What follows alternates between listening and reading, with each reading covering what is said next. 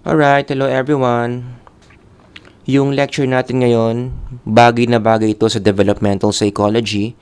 As I go along, malalaman ninyo kung bakit. Let me just share my slide. Ang title, Psychology of Medical Miracles. Isama na rin natin dyan yung survivals and freak accidents. So later on, malalaman nyo kung ano ba yung mga terminologies na yan. So ngayon pa lang sinasabi ko na that in this lecture, we are going to be interdisciplinary. Ibig sabihin, mahirap kasing i-discuss itong mga topics na to kapag purely scientific psychology lang yung gagamitin. So instead, in this lecture, kukuha tayo ng mga concepts, ng mga ideas coming from different disciplines tulad ng theology or even philosophy. So this is a combination of psychology, philosophy, and theology in making sense of these things. Medical miracles, survivals, and freak accidents. Pero syempre, purely or largely, psychological naman. Yung pag-uusapan natin as our channel is about psychology. Okay? Now, believe it or not, in psychology, isa sa mga pinaka-pinag-uusapan, especially in old age, kaya nga to under ng developmental psychology, no, is mortality issues. At meron tayong specific field of psychology dyan na ang tawag is the psychology of death. Or a more technical term is thanatology from the word thanos, meaning death. Okay? And in the field of psychology, meron ng mga literature ang nasulat dyan, such as yung libro ni Kastenbaum na ang title is, as the name implies, The Psychology of Death. Pwede mo rin ipasok dyan yung libro ni Ernest Becker na The Denial of Death. And another book by Kastenbaum, again a very big name in thanatology, Death, Society, and Human Experience. Okay? So this is a formal field in psychology. Hindi lang ito basta-basta, trip lang natin mag-usap about death. It is a formal discipline within psychology. Wherein, in this area of specialization, ito yung mga questions na madalas sinasagot dyan. What is death? Is death the end of everything? Is death the end of our psychological experience? And number 3, how long before a person dies? Or how long do you think before you die? So these are the questions in psychology na ang assumption natin, merong effect ito in the way we think, in what emotions we feel, and the things that we do in our everyday life. Kaya nga ito naging psychological topic. Okay? Based on the assumption that these questions, merong malaking epekto yan sa psyche natin. Babalikan natin itong mga questions na mamaya as we zoom in later on in one of these 3 questions. For the meantime, talon muna tayo dito sa definition ng medical miracle. Kasi ito nga yung isa sa mga mini-make sense natin in this lecture. Ito yung definition nito based on a medical dictionary. The unexplained, spontaneous cure of a medical condition thought to be invariably fatal or incurable or both. So sa simpleng Tagalog, ang ibig sabihin lang yan, sobrang imposible ka nang gumaling, sabi ng mga experts, given your medical condition, talagang imposible ka nang makarecover, but for some reason, gumaling ka pa. Tumagal pa yung buhay mo. Ang tawag dyan is medical miracle. Although in the literature, in the field of medicine, hindi masyadong ginagamit yung word na medical miracle kasi may religious connotation yung word na miracle. Especially in the Bible na punong-puno ng miracle. Right? Such as the miracles of Jesus.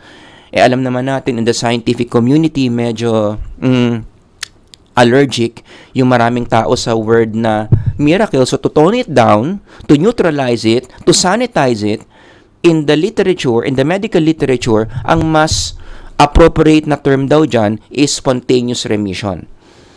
Ito yung ibig sabihin ng spontaneous remission. Ito yung citation natin kung saan natin nakuha yan.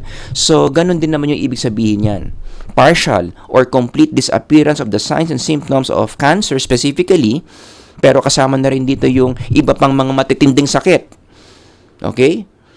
Other than cancer, may matinding sakit ka, but for some reason na hindi malinaw yung medical reason, yung medical cause, gumaling ka. Ang tawag dyan is spontaneous remission. In our everyday language, ito yung mga naririnig natin na magandang example of spontaneous remission. Halimbawa, In terms of cancer, stage 4 na, gumaling pa.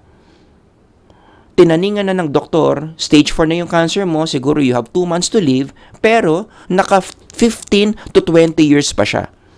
That can be counted as spontaneous remission. Or another example would be yung merong isang medical procedure or surgical procedure, super risky. Sobrang imposible mong malusutan. Even that surgeons would know na talagang malabo makasurvive ito given the complexity of the procedure, but for some reason that again, medicine cannot fully understand, nakalusot yung tao doon sa procedure na yon, nabuhay pa siya ng 30 years after. So these are some examples of spontaneous remission. Maliwanag. So babalikan natin mamaya yan as we go along. Balik tayo doon sa mortality issues natin kanina, and I want to focus on number 3. How long before I die is one of the most common psychological questions that we have as a living being. Lagi nating tinatanong yan, or once in a while, naiisip natin yan, gaano kaya katagal yung buhay ko dito sa mundo? How about you? Ikaw na nanonood ngayon, can you please share in the comment section, sa tingin mo, estimate mo lang, how long will you live in this life? Give me number of years. From today, hanggang kailan tingin mo itatagal ng buhay mo? Do you still have 10 years? Do you still have 20 years? Whatever, ilagay nyo dyan sa comment section. But if you talk about the general population, tanungin mo yung sangkatauhan. Okay? Kuha tayo ng general population, you can categorize their answer into 2. Kaya nga ang sagot dito is it depends eh. Depende. Tanungin mo yung iba't ibang mga tao, gaano katagal sa tingin mo kahaba pa yung buhay mo? Depende yan. Saan? Depende yan kung paano mo tignan yung length of life.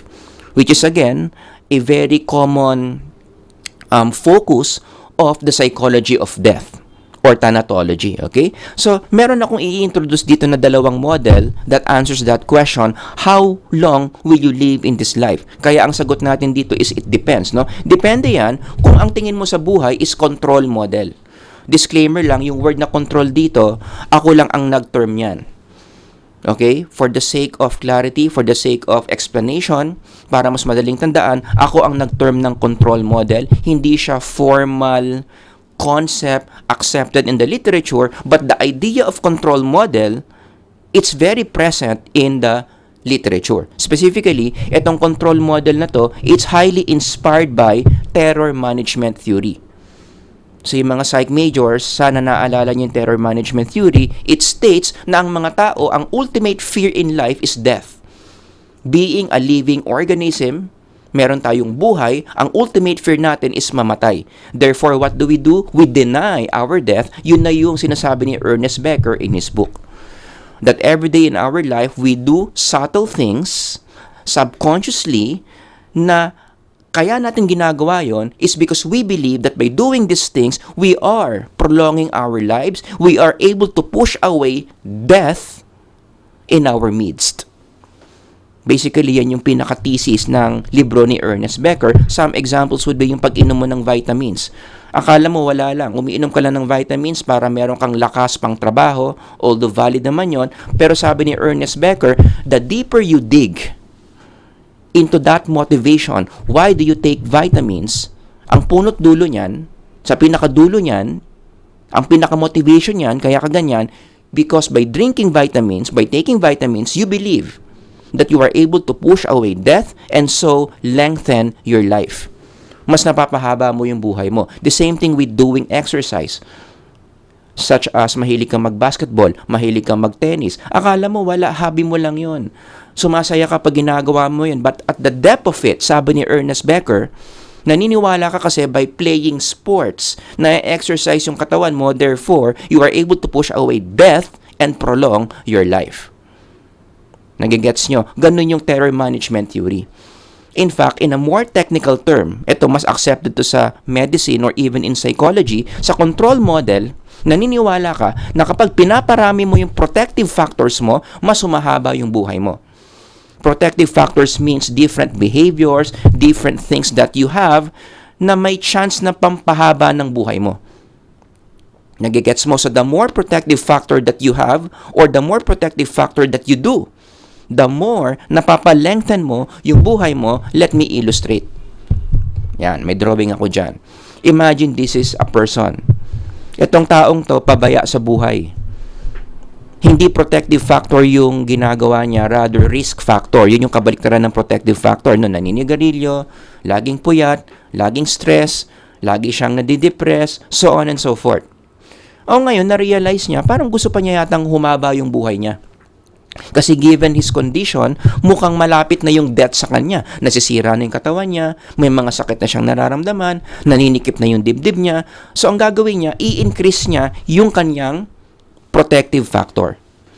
So mag-exercise na siya, take na siya ng vitamins, mag-iingat na siya sa mga ginagawa niya, eat healthy na, lower the stress, nakipag-break na siya sa jowa niyang puro lang panloloko ginagawa sa kanya, umalis na siya sa work niya na toxic ang environment, so on and so forth, pinataas niya yung protective factor niya. Now, in the control model of life, ang mangyayari dyan is, by doing that, ano mangyayari? Yung death, mapapalayo mo siya. Supposedly, dapat hanggang next week na lang yung buhay niya eh. Given the risk factors, binago niya. Tinanggal niya yung risk factor, dinamihan niya yung protective factor, so, instead of next week na siyang madededs, ano nangyari? Na-push away niya yung death, nakakuha pa siya ng 20 more years. Pero kung hindi niya binago yan, next week wala na siya. Nagigets nyo? Pero kinontrol niya yung protective factor niya, so humaba po yung buhay niya ng 20 years. Kaya nga, itong model na to, yung control model, this is the model highly accepted in the medical field. Such as, for instance, yung mga ganyang libro, Blue Zones, this is a good book to read, no? Basically, ang sinasabi dito is, merong mga bagay na kapag lagi mong ginagawa, such as protective factors, mas tumataas yung chance na hahaba ang buhay mo. This is what this book is all about. Paano humaba ang buhay? Ang assumption, kontrolado mo yan. Kaya nga control model yung tawag ko. Kontrolado mo kung gaano kahaba ang buhay mo, depende yan kung gaano ka kaalaga sa sarili mo. On the other hand, meron naman tayong tinatawag na candle model of looking at death or looking at life, which is highly inspired by another psychological theory, the time perspective theory by Philip Zimbardo. Yes, the Philip Zimbardo of the Stanford Prison Experiment, siya yan. Along with John Boyd. Baka magalit si John Boyd, hindi ko siya sinabi, no? So, it's a theory that states na yung mga tao, tayo yan, iba-iba yung tingin natin about time. At maraming klase yan, no? You can just read this book if you want. Maraming klaseng ways of how people look at time, but I want to focus on a specific way of looking at time in connection to our lecture, yung tinatawag nating transcendental time perspective. Anong ibig sabihin nun? If you read this book, ito yung definition ng transcendental time perspective. People who look at time as not ending in the physical realm, but continuing in the spiritual realm. So ito yung mga tao na naniniwala na yung oras natin may dalawang klase. Oras sa mundo and oras afterlife. So kapag tapos mo ng oras dito sa mundo, meron ka pang oras afterlife. So karamihan ng mga tao na naniniwala sa candle model of mortality or time, meron silang religious view of time. And when we talk about the religious view of time or length of life, and this is across different faith traditions, marami mga faith traditions na naniniwala na ang length of life is fixed. Ibig sabihin, before you even existed, nakadetermine na kung gaano nakahaba yung oras mo, which is in contrast to the control model. Ang control model depende sa'yo. Ikaw magdedetermine kung hahaba ba yung buhay mo o iikli. Pero dito sa candle model, which is again very flavored by religious traditions, it's already fixed. Now, halos lahat, hindi ko naman sinasabing lahat, pero almost all major world religions, ganyan yung perspective when it comes to death, when it comes to the length of life. Fixed na yan bago ka palang ipanganak. Now, I cannot speak on different faith traditions kasi hindi naman tayo nanggagaling sa mga faith traditions na yon. I can only speak for Christianity. That when you study how Christianity looks at life, ganyan yung pananaw na yung time mo dito sa mundo, hindi ikaw ang may hawak. It's already fixed, it's already predetermined. Kung gaano ka lang katagal dito sa mundo. Like for example, if you go to one of the Psalms in the Bible, you read this statement. Your eyes saw my unformed body, all my days were written in your book. So nakatakda na kung gaano ka lang katagal dito sa mundo. 50 years ka lang ba? 60 years ka lang ba? 70 years ka lang ba? In another passage, in parallel to this, yung sa Job, I think this is a clearer statement to support this model, since his days are determined and the number of his months is with you. And the word you here refers to a deity who is God. So yung length of days mo, naka-fix na parang kandila. Kaya ko nga pala tinawag na candle model, nalimutan ko i-explain. 'Di ba kasi sa candle model, ganun yun Bili ka ng kandila, naka-set na yung length nung candle. At kapag sinindihan mo yan, pwede mong actually i-compute kung hanggang saan lang mauubos yung kandila. Pwede mong i-estimate yan mathematically. Basta bottom line, it's already fixed. Wala yan sa control mo kung gaano yan kabilis or katagal mauubos. Does that make sense? Yan yung candle model of mortality or seeing death. Okay? Now, meron din akong illustration dyan just to further explain yung candle model. Halimbawa, meron tayong tao dito. Ito yung death. Okay? Kailan pa siya mamamatay? After 25 years. Naka-fix na yan. Yan na yung kandila niya. Yan na yung kandila niyang nakasindi. Mauubos yan after 25 years. Now, the thing is, kahit pasukan mo yan ng protective factor, kahit mag-exercise pa siya, kahit mag-vitamins pa siya, mag-ingat pa siya, eat healthy pa siya, ipababain pa niya yung stress niya, would that change the 25 years na binigay lang sa kanya? The answer is no in this model. So, kahit anong gawa niya yan, ano mangyayari? Every day, palapit pa rin siya ng palapit on the day this person will die. Nagigets nyo? Kahit ginagawa pa niya yung mga protective factors na yan, every day he wakes up, he is closer and closer towards death. Wala kang magagawa para i-extend pa yung 25 years na binigay sa'yo. Kaya nga dito na natin i-connect. How do we make sense of spontaneous remission using the candle model of mortality?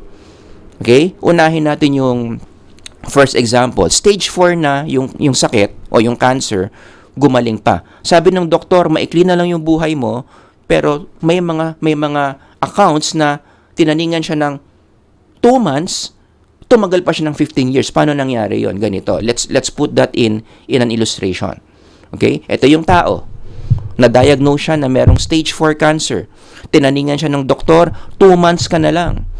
Pero in the transcendental perspective, in the transcendental realm, ang binigay sa kanya is 15 years bago pa siya mamatay.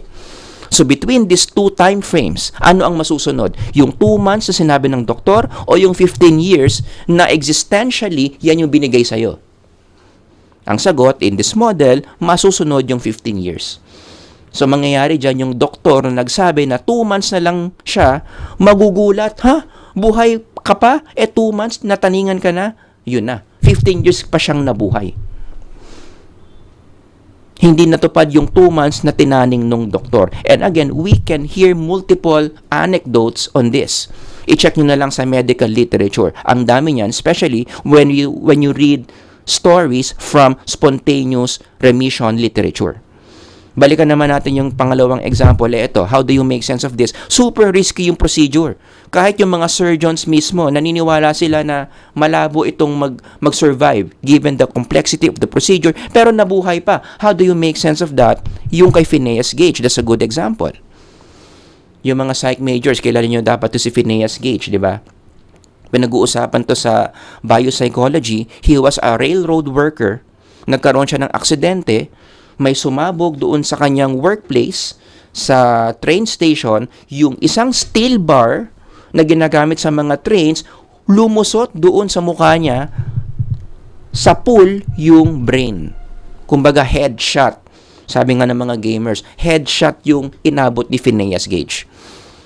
And you can only imagine kung itong taong to napunta sa isang hospital, nakita ng mga surgeons, for sure yung mga surgeons sasabihin, malabo na yata itong mag-survive. Biruin mo naman yung steel rod. Zoom in natin. Yung steel rod na yan, talagang lumusot, tinamaan yung utak niya. Talagang medically speaking, surgically speaking, imposibleng mag-survive yung ganitong tao. But to make the long story short, fast forward, si Phineas Gage nabuhay pa. Ginawan siya ng mga surgical procedures para matanggal yung steel rod na yan, para masave yung brain niya, and guess what? Nabuhay pa si Phineas Gage. And how do you make sense of that? Using the candle model of mortality. So, here's the illustration. Ito si Phineas Gage. Nagkaroon siya ng aksidente noong 1848. Grabe yung aksidente niya. Pagpunta niya sa ospital, kahit yung mga doktor, sabi, malabo na yata to. There is a very low chance that this operation will be successful. Pero, in the existential level, in the transcendental level, 12 years ang binigay sa kanya. 12 years pa from this day na nangyari sa kanya to. Yun yung nakatakda, 12 years pa. So, ano ngayon ang masusunod? Yung mababang chance of survival according to the surgeons o yung transcendental 12 years na binigay pa sa kanya? After the incident, ang sagot, yung 12 years. Kaya after 12 years, doon pa lang namatay si Phineas Gage noong 1860. Uy, pang trivia yan ha. Baka itanong yan sa mga kuwisibis sa psychology, yan ang sagot dyan. Nangyari sa kanya yan, 1848, namatay siya noong 1860. So anyway, going back to the candle model of mortality, does this sound familiar? I think it does. 'Di ba? Madalas sinasabi ito ng mga matatanda. Bakit kaya nabuhay pa yung mga ganyang tao? Imposibleng mabuhay, nabuhay pa. Ano sasabihin ni Lola? Kasi hindi pa niya oras. Yung statement na yan, hindi pa niya oras, it's very in line with the candle model of mortality. Okay? So, yun yung medical miracles. I-extend natin yung application yan sa impossible survivals. When I say impossible survivals, ito yung mga pangyayaring sobrang saklap, halos talagang expected, walang mabubuhay, pero may isang tao na nabuhay. Such as, for example, in a plane crash, which is nangyari ito many times if you study aviation history. May airplane, nagkaroon ng problema, nag-crash, lahat namatay except for one person. How is that even possible? Or another example, other than plane crash, would be accidents. Yung parang kay Phineas Gage. Yung imposible na siyang mabuhay, pero nabuhay pa. Such as yung nangyari kay Truman Duncan. I-search niyo yan sa Google, basahin niyo yung storya niya. Parang train station din yata ito nagtatrabaho, and then nagkaroon ng aksidente doon sa workplace niya, nahati yung katawan niya sa dalawa. As in, naputol-putol yung katawan niya, naglabas-labas yung mga internal organs niya, pero nabuhay pa siya. Imposibleng mabuhay, pero nabuhay pa. Bakit? Again, in the candle model of mortality, it makes sense. Sabi nga ni Lola, hindi pa niya kasi oras. As you see in the illustration. Ito yung tao, nagkaroon siya ng fatal accident na kahit siya mismo, alam niya, sa sobrang tindi nito, hindi ko ito masusurvive, pero nag-survive. Anong sagot? Bakit? In the candle model of mortality, hindi pa niya oras. You still have more time left even before or even after your fatal accident. Kaya kahit gano'n pa ka-fatal yan, kung hindi mo pa oras dito, in the metaphysical level, in the existential level, in the transcendental level, however you want to call it, hindi mo pa oras, you are going to survive. Isama na rin natin dito yung freak accidents. Ito, negative example. Yung freak accidents, natuluyan yung tao, namatay, natapos yung buhay niya. Pero, what makes a freak accident a freak accident? Yung cause of death niya, sobrang liit nung chance na yun yung magiging cause of death, pero yun talaga yung naging cause of death. Kaya nga, when people die because of freak accidents, yung mga tao around that person, hirap na hirap to make sense of the death, kaya kapag i-announce nila yung death, ang sasabihin nila, the untimely death of someone. Bakit untimely? Para kasing sobrang imposibleng nangyari to, imposibleng ito yung cause of death niya, pero ito eh. So, hindi pa niya oras, pero nawala na siya. Nagigets nyo? Doon nang galing yung expression of untimely death. And usually, ginagamit ito for young people who died early. Never mong inisip na itong batang ito nawala na at yung cause of death niya, freak accident pa, such as, number 1, bathroom accidents. I mean, how many times have you heard of this? Namatay bakit? Nadulas sa banyo. Hindi niya nakita may sabon doon, natapakan niya, nadulas, nabagok yung ulo doon sa toilet bowl, patay. Or merong isang report, kitchen accident.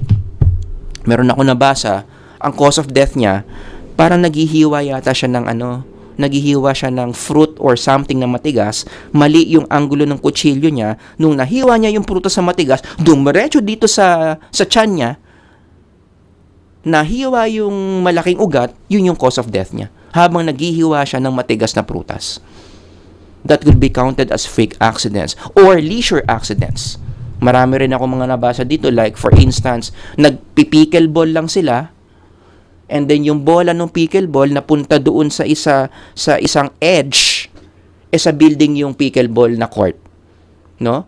Kinuha lang niya yung pickleball, natalisod siya, na off balance siya, nahulog sa building. Patay. These are called freak accidents. Now, how do you make sense of this using the candle model? So, ganito, dito natuluyan. 'Di ba? Ito yung tao, young, healthy, vibrant, scholar, diet conscious, talagang yung mga tao iniisip, this person has a bright future ahead. Grabe, napaka-bright ng future nito, marami ka pang mararating, malayo pa ang mararating mo. That's what people expected. Given the age of this person, given the lifestyle of this person, tatagal pa ang buhay niyan. Kaya lang, anong problema? If you look at the illustration, yung death sa kanya, malapit na. Bukas na.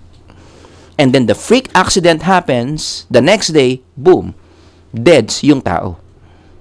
Now, how do you make sense of that? Kasi kahit ganito pa siya, kahit marami siyang protective factors, yun na lang talaga yung oras niya. According to the candle model of understanding mortality. Kaya nga in the Bible, 'di ba, si Saint James, yung half-brother ni Jesus, merong comment diyan. How we should look at our mortality. Sabi niya, "Come now, you who say, today or tomorrow, we will go to this or that city, spend a year there, carry on business, and make a profit." Yung akala mo, sure ka na meron ka pang next week, or tomorrow, or next month. Then he continues, sabi ni St. James, "You do not even know what will happen tomorrow. What is your life? You are a mist that appears for a little while, and then you vanish." Hindi mo alam kung meron ka pa bang next week. For all you know, baka tomorrow is your last day. So yung ganitong mga comments ni St. James is more in line with the candle model of mortality than the control model of mortality. Hindi mo control kung gaano pa kahaba yung buhay mo. Does that make sense? Now, after discussing these two models of understanding mortality, in closing, may nagtanong sa akin dati nito, no? And it's a good question. Is candle model teaching that living a healthy lifestyle, yung pagpaparami mo ng protective factors, are useless? Yun ba yung tinuturo ng candle model? So, wag na pala tayong mag-exercise, wag na tayong eat healthy, wag na tayong gumawa ng mga bagay na pampahaba ng buhay kasi useless naman pala. Ang sagot, hindi naman siya useless.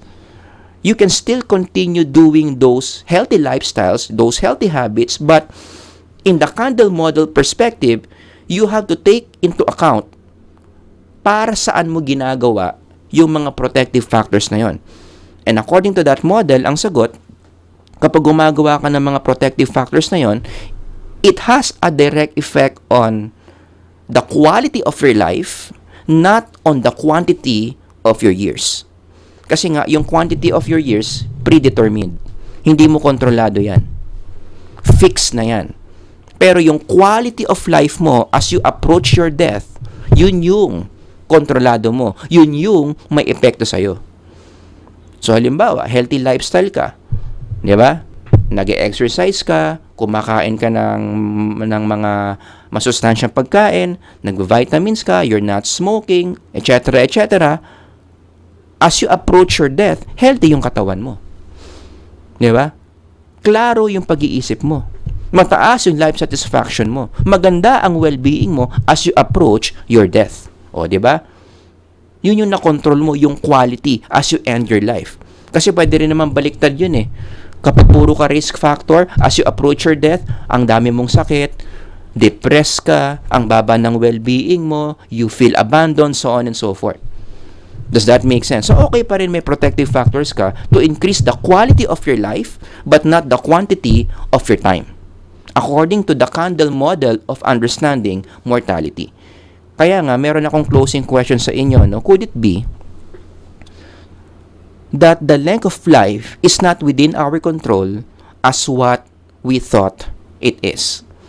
Kasi syempre, no, yung culture natin, ang mas popular na view is yung control model. Because people would like to be in control of everything, including the length of our life. So, pang balanse lang, what are the chances na hindi naman pala talaga natin kontrolado yung length of life natin? Ang kaya lang natin i-control is the quality of our life based on the things that we do. Think about it. And then, pwede nyo i-balance ito, no? Kuha rin kayo ng evidences sa kabilang model, and then compare it with the evidences in this model, and then in the end, you decide which model makes more sense. But as I end, gusto ko lang mag-propose ng research topics. Yung mga nanonood ng mga researchers dyan, baka pwede nyong gawan to ng study. No need to ask for my permission. Diba? Gawin yung mga variables to. Wait lang, sorry. Gawin yung mga variables to.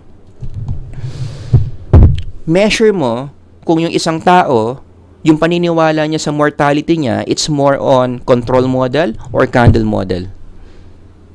Diba? Which of the two models kaya yung mas nakaka-predict ng conscientiousness, which is a very good variable in psychology. Alam na mga psych majors yan. Marami mga magagandang outcomes yung conscientiousness. Could it be na ang isang predictor ng conscientiousness is how you see your life, how you see your time on earth, how you see your mortality? Sino kaya dyan ang mas predictor ng conscientiousness? Control model or Kandel model? Another dependent variable na pwedeng i-connect dyan is time management. Sa tingin nyo, saan mas magiging maayos ang paggamit ng oras ng mga tao? Kapag naniniwala silang yung oras nila, kontrolado nila, o naniniwala sila na fix na yung oras nila, that anytime they can go, anytime they can die. That's another topic to talk about. And the last one is, syempre yung mga mahihilig sa mental health, no? Pwede mo rin gawing dependent variable yung well-being. Saan kaya mas maayos ang well-being ng tao? Kapag naniniwala siyang kontrolado niya yung haba ng buhay niya, o naniniwala siyang limitado lang yung oras na binigay sa kanya ni Lord? Which one is a more powerful predictor of overall well-being? That's another research topic worth studying. Alright? So yun lang yung maikli nating lecture on the psychology of medical miracles, survivals, and freak accidents. If you have any questions or comments, ilagay nyo lang dyan sa baba, sa comment section. If we have time, babasahin natin lahat yan. Alright? Sir Howard here. Until the next lecture, God bless everyone. Ingat kayo.